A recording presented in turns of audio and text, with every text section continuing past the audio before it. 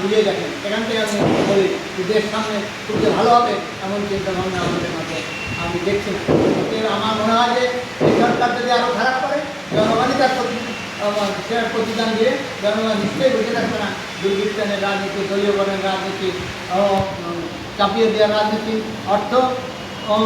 আর্থিকভাবে ক্ষতিগ্রস্ত হওয়ার সুতরাং $1000 দাম দেখা যায় 2 টাকা 30 টাকা ছিল, সেটা 25 টাকা কিন্তু আছে।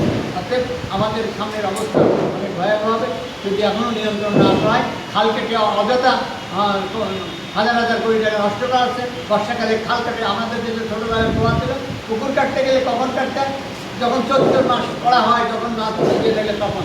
আর এখন খাল কাটা হচ্ছে বর্ষাকালে, খালের ভিতর মাটি কেটে ড্রেজার দিয়ে ওই মিশিয়েই ফেলা হচ্ছে, উপরে গেলে বর্ষার ড্রেজার। অর্থাৎ সম্পূর্ণ টাকা অপচয় হচ্ছে, দেশের ক্ষতি হচ্ছে।